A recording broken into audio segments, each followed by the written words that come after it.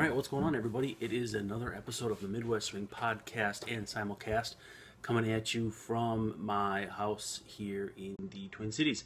And pretty excited to come at you guys for the first time in quite some while. We did have a regular podcast today with Mike Berardino, who called in from the Cedar Rapids area, which was a lot of fun. So check that out. We talked a lot about the Cedar Rapids Colonels, talked about the Twins, who are having obviously a very good season to this point, winning tonight 2-0 to move to 24-18. I do believe 6 games over 500 is the high water mark of the season. So it has been obviously a very good season for the Twins. Ervin Santana looking very sharp and a complete game 2 hitter. 6 strikeouts, 2 walks, so only 4 base runners all night for Santana. More than matched Dylan Bundy through 7 innings for Bundy, which is pretty great. I'm seeing some people saying that a wild pitch scored a run from second against Clayton Kershaw. Man, that's crazy. That's absolutely crazy. Before we get into tonight's podcast, zonecoverage.com/Amazon. Make sure to check that out. If you shop at Amazon and want to support Zone Coverage and Cold Omaha, you can.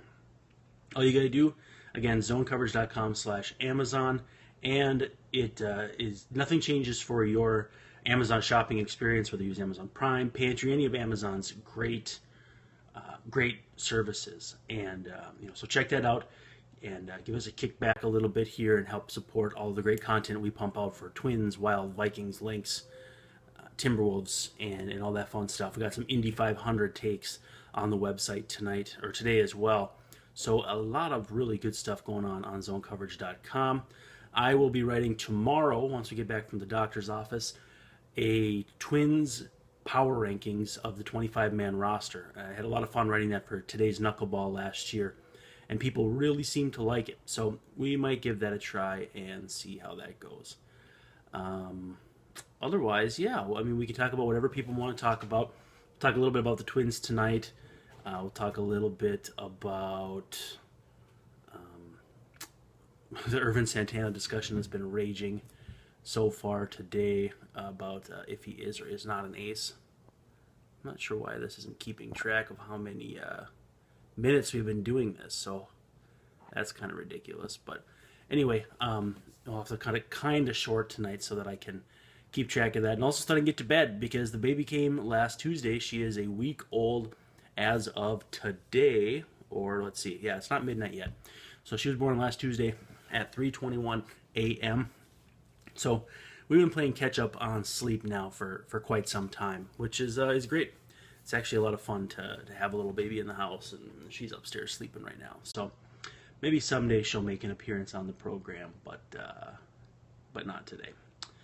Some of the questions that have come in so far today on Twitter, make sure to tweet me at Brandon_Warren with your questions, and we can get them on there. Again, you can put them on the app. I did see David Spies, I believe it's Spies, say he's been looking at Barry Bonds' baseball reference page for the last 2 hours. Is that normal? Yes, I think that's very normal. I think that's a great idea. I think Barry Bonds has some of the most ridiculous statistics that you'll ever see, and it just kind of blows your mind to look at them. I think 2 hours doing that is totally defensible. But again, that's the kind of I'm the kind of guy that falls into YouTube wormholes or Wikipedia wormholes where I'm reading or watching about serial killers or whatever for 2 hours. So I'm not really the good barometer of what is and isn't a waste of time for people. So a big debate we had tonight on Twitter was whether or not Ervin Santana is an ace. We can talk about that if you want. If people are sick of that, that's fine as well.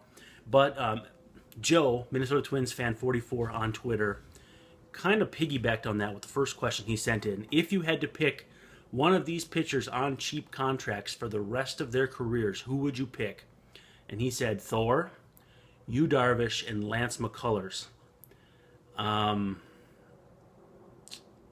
I probably would have to take Syndergaard, I know that the risk of where he's at physically is obviously very, very big, but I really do think I'd have to go with him. With Darvish, a little bit older, But you do have a guy who's already had the arm issues, and you would hope would be past that. Now, that doesn't mean that he's necessarily past that, but I think, the stuff that Syndergaard is dealing with now, 60-day DL, shoulder, all that stuff, that's pretty scary too. McCullers is great, but also, a lot of potential issues too for if he can get hurt as well.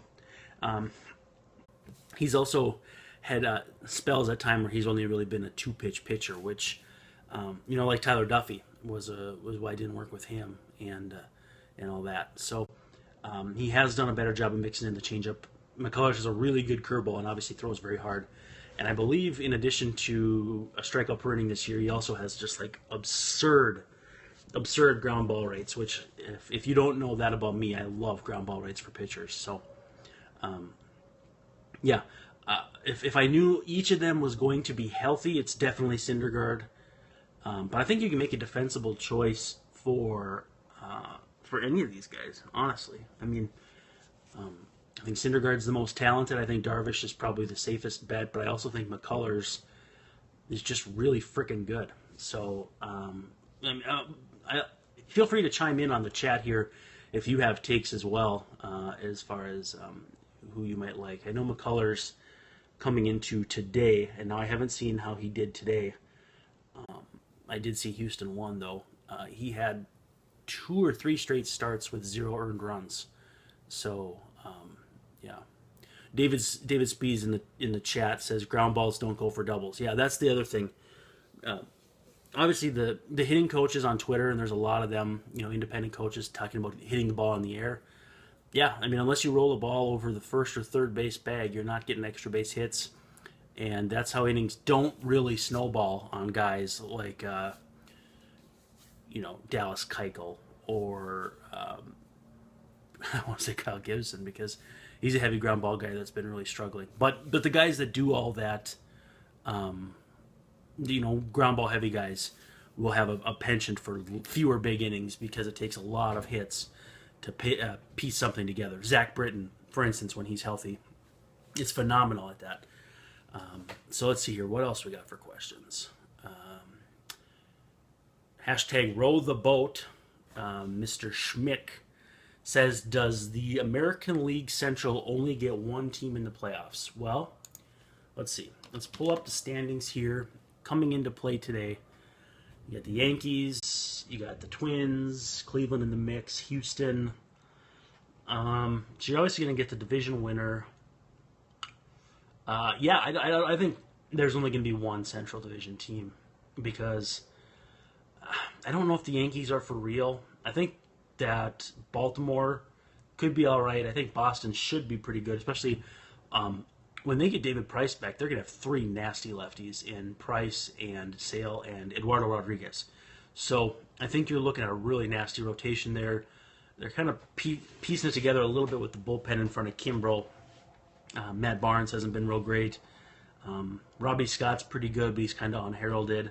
I don't know what's going on with Robbie Ross, but they got a lot of guys that they're kind of piecing it together with. So we'll see what happens there. Don't sleep on the Rays, who are right around 500. I know Corey Dickerson is having a really nice season for them. Houston kind of looks like they've been running away with the West, but Texas has been really hot lately. I think Houston and Texas could both easily make the playoffs. I think you could easily see 2 teams coming out of the East as well. Yeah, Joe Kelly. Grant Spears says Joe Kelly has great stuff. Obviously, you had to say that as well. He throws 98 and it's dead straight, which is kind of funny. I think there's only going to be one team in the AL Central who is going to make it. Matt Gamby says, when do you think Birdie or other young bullpen help comes up? It's an interesting question, and I've been thinking about writing a feature on that because I think there is some intrigue with how the bullpen is constructed based on the fact that the rotation has some guys that aren't necessarily going to give you innings, whether that's Kyle Gibson, who struggled, pitched poorly, and actually wasn't that good yesterday either. Phil Hughes, all these guys. They have the bullpen set up where it makes some sense to roster a guy like Craig Breslow, Justin Haley, to some extent Tyler Duffy before he was trusted in later innings, in that you have guys you can piggyback that aren't going to make you pitch multiple innings with more of your trusted guys. Now, what I mean by that is you're not going to get caught having to run Ryan Presley out there for 3 innings in a lost game just to patch it together. So, while it might not make a ton of sense to have Craig Breslow on this roster because he's not a dominant reliever, he's not got the high-end stuff of a Trevor Hildenberger, a Nick Burdi or someone like that, all that.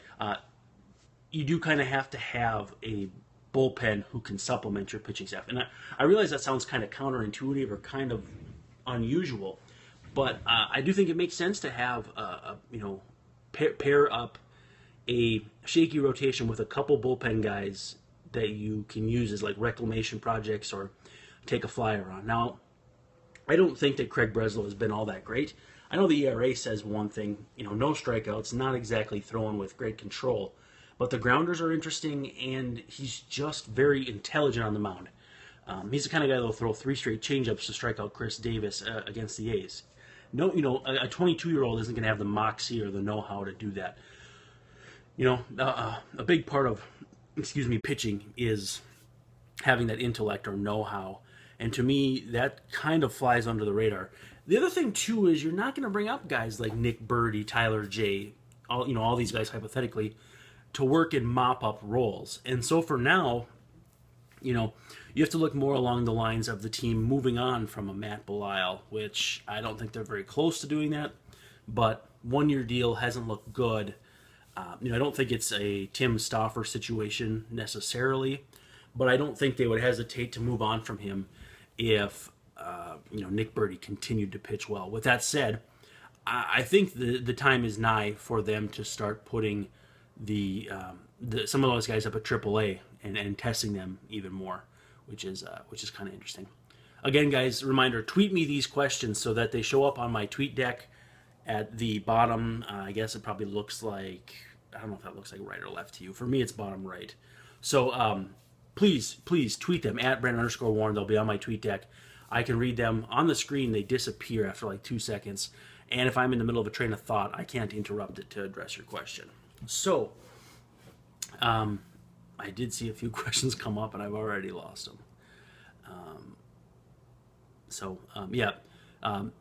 Mr. Schlegel says, there's something to be said about having a great A bullpen and a B bullpen. Yeah, I think the interesting thing, too, there is, you're not going to bring up guys like Burdi to be a long guy.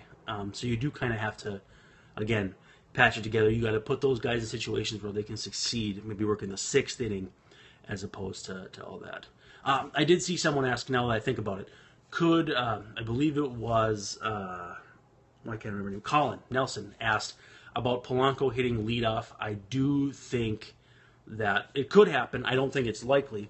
But I do think that it's maybe not a bad idea to think about who should lead off and move Dozier down in the order, because he's just a productive hitter to the point where you could probably get more out of him batting 4th or 3rd or wherever in the order. And I do think Robbie Grossman could be an ideal leadoff hitter. Insane splits this year again, but he's hitting righties. All 4 of his home runs this year have come against righties. Before today, he had a 449 on-base percentage and like a 314 slugging against lefties. So the lefties that he crushed last year, he's not doing as much this year, but he's really seeing the ball well in terms of like twice as many walks as strikeouts. So he's just an impressive guy offensively to the point where I think you got to sneak him in there just about every day. And so I think that at the expense of Eddie Rosario not playing every day, Kenny Vargas not playing every day, but still, again, with 2 spots in the order, you're looking at 1,200 plate appearances.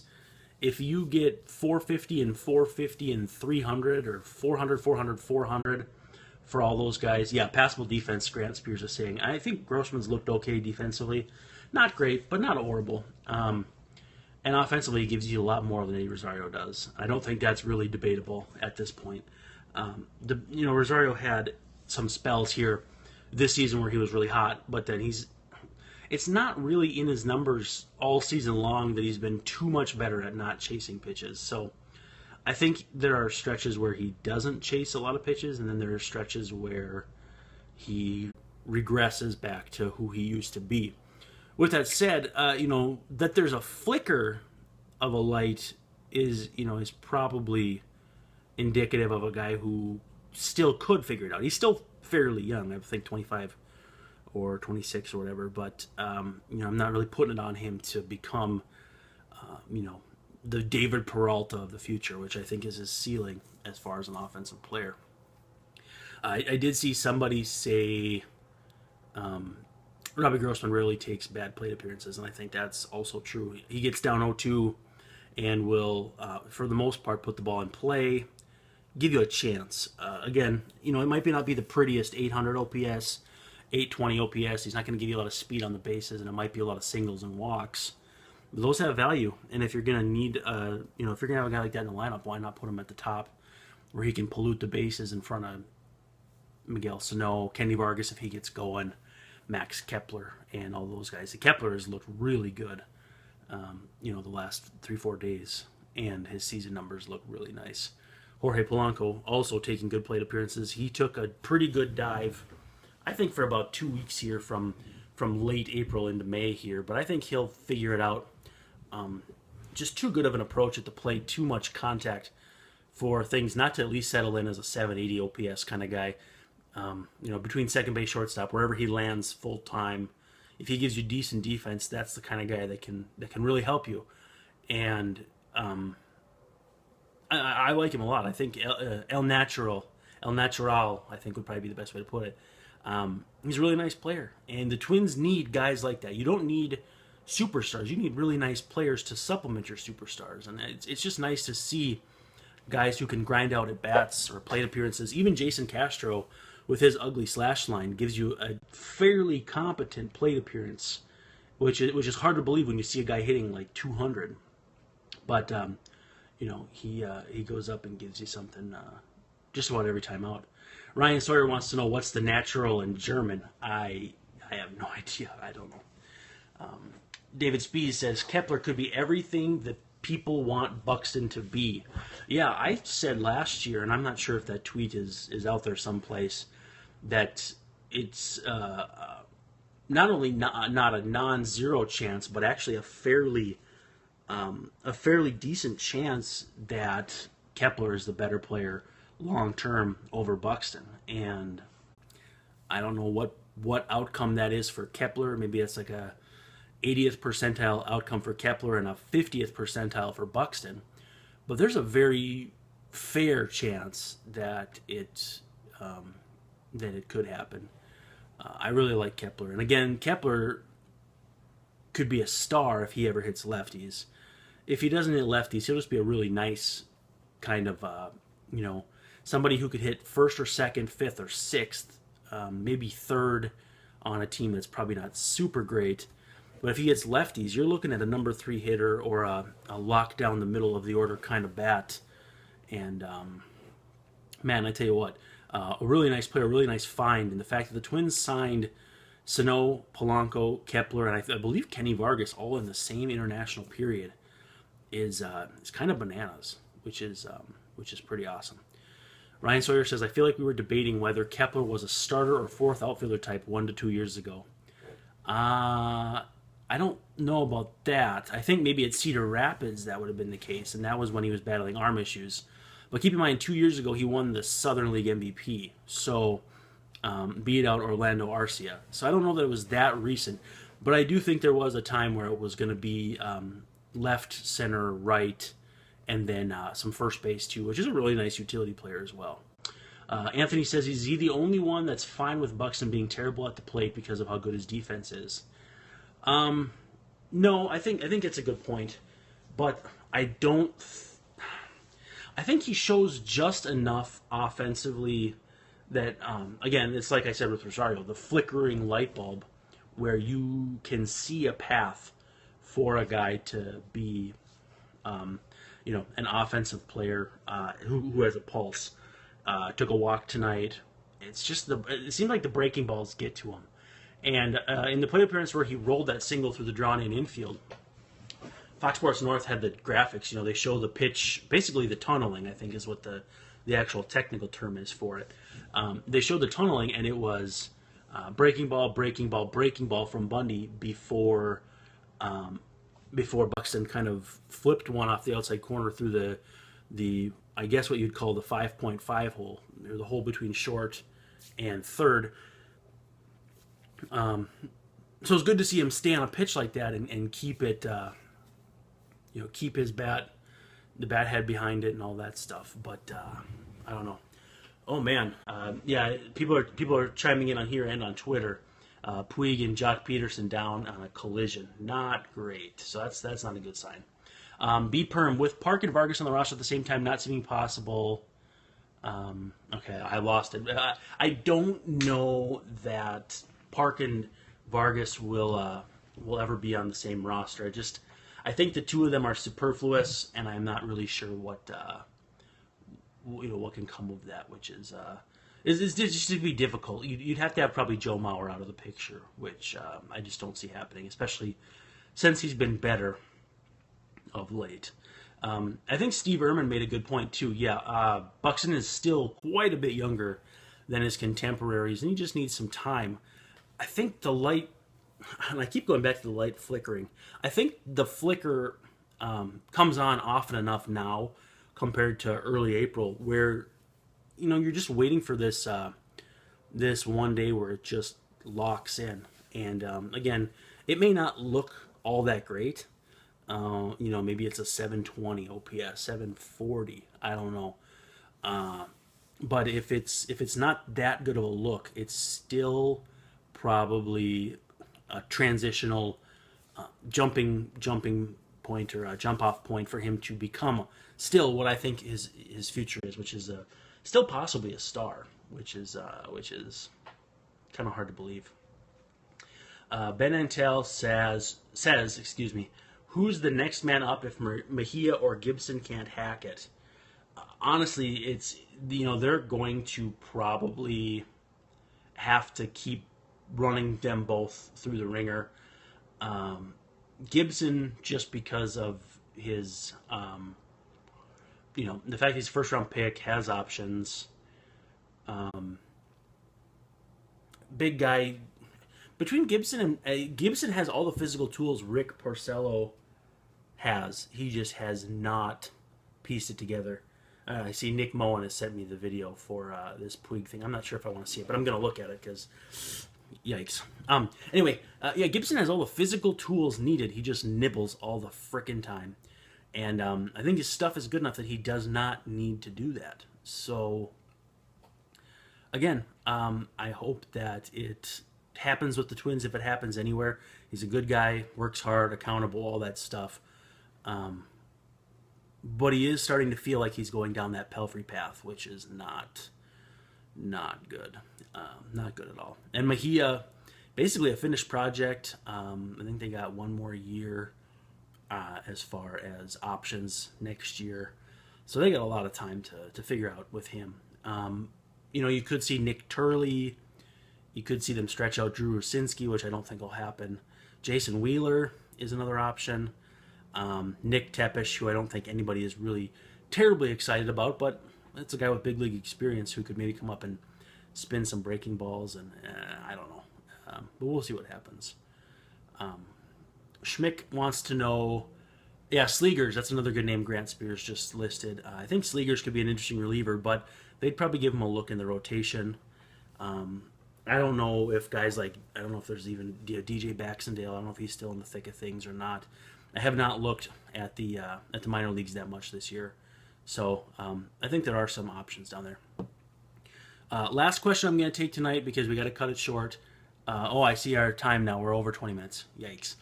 Well, Schmick says, how much do the Twins have to regress to be sellers at the deadline? I don't know. If they're 5 games out, I think I'd probably consider it, just because Cleveland is that much better than the Twins talent-wise. And again, I'm not trying to pour cold water on anything or anything like that, but you do have to be realistic about the difference between prying open the contention window and flinging it open next year. Again, that means you're going to have to do whatever it takes to be aggressive on the free agent market or in trades or whatever it is to make this team as good as it can be within reason next year. And I'm not saying I know what that looks like, but it would be fun to see a full off season with this new brain trust, knowing what they know about the organization and all that. So we'll see what happens. Okay, I said that was the last question. There was one more that came in. Actually, two more. No, Joe Flacco is not elite, B. Simon. He is not elite. No way. No way. And then someone asked who I want in the draft. I'm starting to kind of come around to, my friend Ryan Turnquist keeps telling me Kyle Wright. It just seems to me like he's a guy that can run through the system fast. I think he's a very good pitcher. I think it's not a reach. I think he's got the ceiling and the floor that you can feel good about using a number one pick on. Somebody did ask, I think it was Anthony, a clarification role on why I think Cleveland has a lot more talent. I just think their roster has more advanced talent, as far as the bullpen is more postseason ready. The rotation, when everyone's healthy, is probably the most skilled rotation in the game. The infield is strong, and I just think that behind the plate they're good. Carlos Santana is really good. They got the kid up, Zimmer, who's going to be really interesting in center field. Brantley looks healthy. Lonnie Chisenhall's back in right, where he kind of fits better. I just think that's maybe the most talented team outside of either Houston or Boston in the American League is Cleveland. I think if you were to ask me the three teams I think are the best in the American League right now, I think Houston is probably the most talented or best. I'm not sure which angle I would go with there. I still think Boston has a really good team, but they just can't get anybody to get any traction at third base. They've had some struggles as far as keeping pitchers healthy and all that. But they're only 4.5 out right now, so it's pretty hard to sleep on them. And then I do think Cleveland is right in that thick of things. But the Twins are way more talented right now than I thought they were a year ago. And I think it's just because young guys have matured and are just much better than they were last year, which is impressive. It's truly, truly impressive. All right, guys. Thanks for hanging with me. I didn't mean for it to go this long. But hey, it was fun. Glad to get back off the schneid and hang with you all. Tomorrow, we want to do it again? Maybe we will. You've been watching and listening to the Midwest Swing simulcast. Thanks for joining. Peace.